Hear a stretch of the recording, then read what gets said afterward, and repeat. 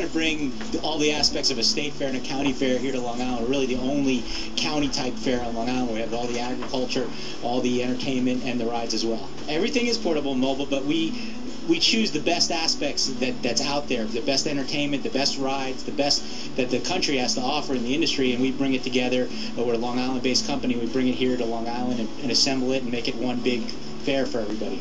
We have the rides, obviously, in that aspect, but what separates us from everything else is we have all the agriculture and entertainment. We have the world's only traveling wolf show. The wolves actually just had cubs a couple weeks ago at the last fair that we did, so they're on display. We have a petting zoo with camels, longhorn steers.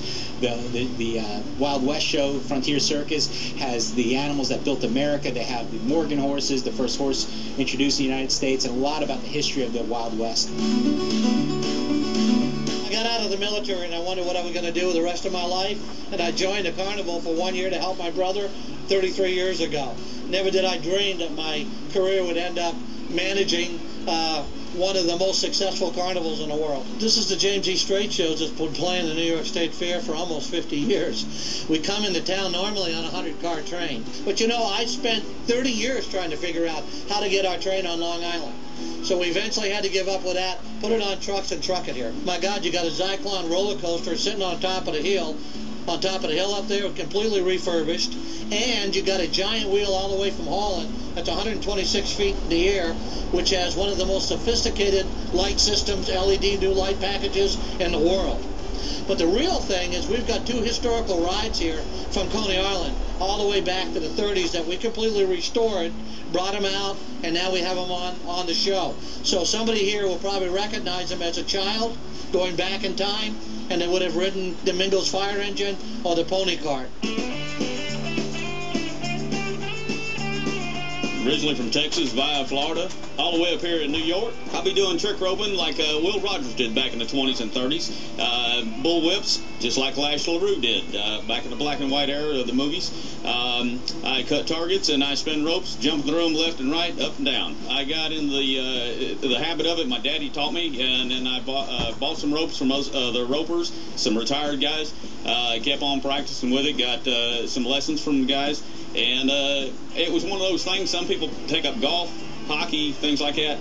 I picked up the ropes. It's actually a regular rope that's considered a trick rope.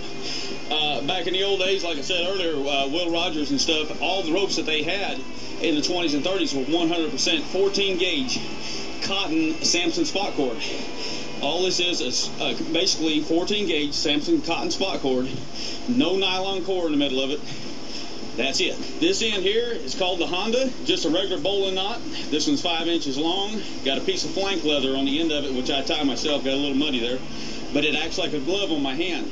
Every time I want the rope to stay at a certain size, I kick it up in there and it locks. When I want to feed it to make it larger or smaller, I slide it back here to the hand, back to the knot, and it slides. A lot of timing, a lot of mathematics. I'm third generation equestrian performer, and I do a little bit of everything. I'm a trick rider, which is stunts on horses, like we hang off the side, stand up, all that kind of stuff when the horse is running around. And then I also do aerial stuff, which is on the aerial loop over here. It's a lyra, and that's my newest thing. That's the new act for 2012, which is coming along really good. So you guys need to come out to the fair and see it. Well, my name's Arpeggio. I've been a clown here with the great Frontier Circus now for over a decade or so. I really wasn't a class clown at all. I went to Ringling Brothers Clown College years ago, so I was finally a college graduate. And then it just went on from there. I am a sword swallower and fire artist. In college, I got a toy sword, which is probably more dangerous than the real sword because of all the plastic seams.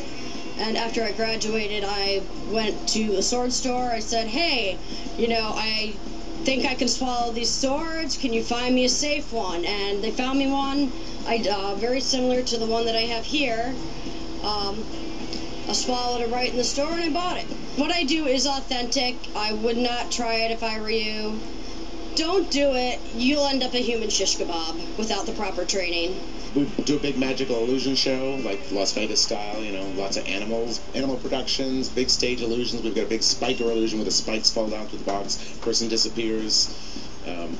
just non-stop action. An illusionist performs more bigger props. Today we're going to show you the smallest prop we actually have.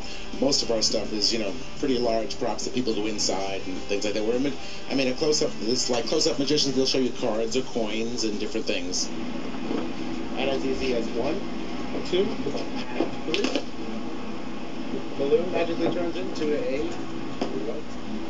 No. And that's what we call magic.